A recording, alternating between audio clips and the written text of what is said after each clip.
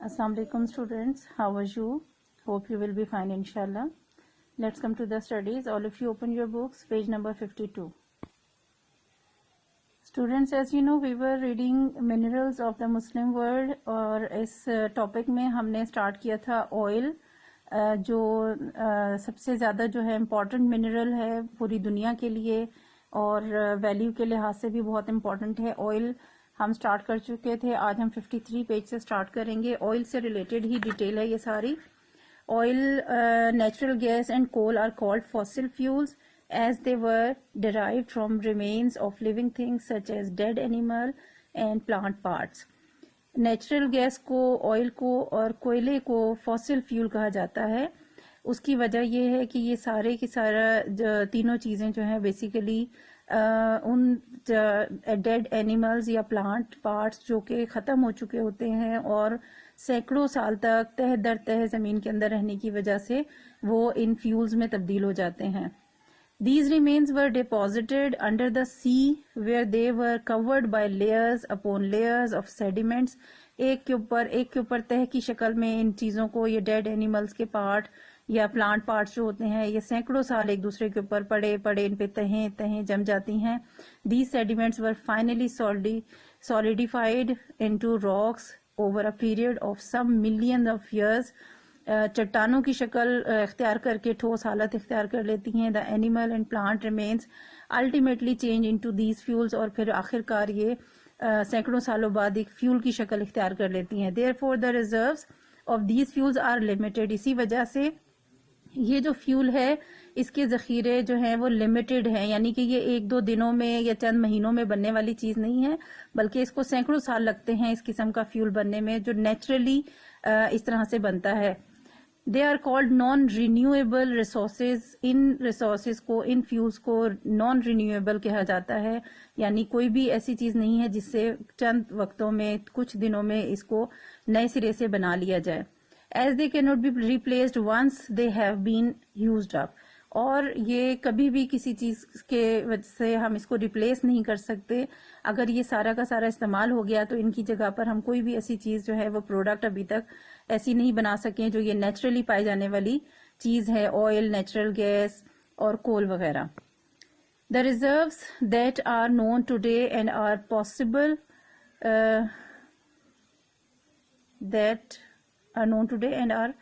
possible to exploit are called the proved reserves. जितने भी जो ये रिसोर्सेज हैं, नेचुरल गैस के रिजर्व्स हैं, कोल के और ऑयल के, ये सारे के सारे इनको हम प्रूव्ड रिजर्व्स कह सकते हैं. अब तक जो है ये सामने आ चुके हैं, नोन है, बहुत हद तक हमारे सामने हैं. It is estimated that the proved reserves of petroleum in the world will be finished by the year 2045 AD. और ये तहकीक है, इसके ऊपर काम किया गया है कि अब तक जितने भी फ्यूल रिजर्व्स सामने आ चुके हैं, डिस्कवर हो चुके हैं और उनसे वो फ्यूल निकाला जा रहा है, ये रिजर्व जो है वो मैक्सिमम जिस तरह से दुनिया में इस्तेमाल हो रहा है पेट्रोलियम और बाकी फ्यूल, अगर इसी तरीके से इस्तेमाल होता रहा तो तकरीबन 2045, अभी 2020 का एंड हो गया है, 2021 स्टार्ट हो रहा है ईयर, और 2045 तक यानी अभी मैक्सिमम 24 इयर्स और आपके पास होंगे ये फ्यूल और उस वक्त तक ये रिजर्व्स जो है वो खत्म हो जाएंगे. It is therefore very important to use these resources carefully and to find other sources of energy such as solar energy which is unlikely to finish. इसी वजह से कहा यह जाता है कि जो रिजर्व्स हैं, ये फ्यूल है, इसको बहुत एहतियात से इस्तेमाल करना चाहिए, क्योंकि इतने अरसे तक अगर ये 2045 तक ये रिजर्व्स खत्म हो गए, कम हो गया, तो फिर हम पेट्रोल और इससे पेट्रोलियम से रिलेटेड जितने भी फ्यूल हम इस्तेमाल कर रहे हैं, तो फिर इसकी जगह कोई और चीज नहीं होगी यूज करने के लिए. तो फिर हम जो अभी के इंसान और आने वाले जो लोग हैं उनके लिए बहुत मुश्किलात पैदा हो जाएंगी. सो इन रिजर्व्स को एहतियात से इस्तेमाल करना चाहिए और उसके साथ साथ कोई और सोर्सेज जो हैं उनको यूज करें फ्यूल की जगह, ताकि इन रिजर्व्स को काफी हद तक बचाया जा सके. और उन सोर्सेज में खासतौर पे सोलर एनर्जी है जिसको हम इस्तेमाल कर सकते हैं और जिसकी एक सिंपल सी वजह है कि वो ख़त्म नहीं हो सकती जब तक ये दुनिया वजूद में है, क्योंकि सोलर एनर्जी सन से हासिल की जाती है और जब तक दुनिया कायम है तब तक सूरज जो है वो मौजूद है और उससे एनर्जी हासिल की जा सकती है. सेकंड नंबर पे है gas. Usually natural gas is also found wherever oil is extracted. عام طور پہ جہاں کہیں بھی پیٹرولیم اگر پیدا ہوتا ہے, نکالا جا رہا ہے, وہاں سے وہ نیچرل گیس حاصل ہو جاتی ہے, جو ہم نے پریویس بھی ٹاپک میں پڑھا تھا کہ اس پیٹرولیم سے جو کروڈ آئل ہوتا ہے اسی میں سے سیپریٹ کی جاتی ہے natural gas. Hence most of the countries listed above also produce natural gas. اسی طرح جتنے بھی ممالک اوپر بتائے گئے ہیں جو جہاں آئل جو ہے وہ پروڈیوس کیا جا رہا ہے وہاں پر نیچرل گیس بھی حاصل کی جاتی ہے. Iran produces it in sufficient quantity to export it to other countries. اتنی زیادہ مقدار میں ایران میں یہ نیچرل گیس پیدا ہوتی ہے کہ وہ دوسرے ممالک کو بھی ایکسپورٹ کرتا ہے. Pakistan has natural gas reserves at Sui. ہمارا بلوچستان میں ایک علاقہ ہے سوئی, وہاں پر نیچرل گیس ریزروز ہیں, وہاں سے نکالی جاتی ہے. Which are not enough to export but fulfil the domestic demand. لیکن یہ جو گیس پاکستان میں نکل رہی ہے, حاصل ہو رہی ہے, یہ اتنی تو نہیں ہے کہ اس کو ایکسپورٹ کیا جا سکے, لیکن اتنی ضرور ہے کہ ملک کی ضرورت کو پورا کر سکتی ہے. Of a large area in the country, پورے علاقے میں, پورے ملک میں اپنی ضرورت کو پوری کر سکتی ہے. اس کے بعد ہے کول. لیکن ابھی ریسنٹلی اگر دیکھا جائے موجودہ دور میں تو نیچرل گیس جو ہے وہ ملک کی ضرورت کو بھی پورا نہیں کر پا رہی. اور ہمارے ملک میں بھی اب اس کی ڈیمانڈ اتنی زیادہ ہو گئی ہے کہ ہمیں اب LNG کی شکل میں گیس جو ہے وہ امپورٹ کرنا پڑ رہی ہے, اور اپنے ملک کی جو گیس ہے وہ پوری نہیں ہو پا رہی ملک کی ضرورت میں. اس کے بعد آتا ہے کول, کوئلہ ہے. Coal has not been exploited fully in the Muslim world. پوری دنیا میں جو مسلم دنیا میں زیادہ تر جو ہے وہ کوئلہ ابھی تک نہیں نکالا گیا ہے. Turkey however produces it in a large quantity. سب سے زیادہ مقدار میں ترکی میں جو ہے کوئلہ نکالا جاتا ہے. There are reserves of this fuel in other countries too. اور بھی ممالک میں کوئلے کے ذخائر ہیں انکلوڈنگ پاکستان. اس میں پاکستان بھی شامل ہے جہاں کوئلے کے ذخائر موجود ہیں. However the modern world is looking for alternatives to using coal since it emits too much carbon which is dangerous for the environment and the atmosphere.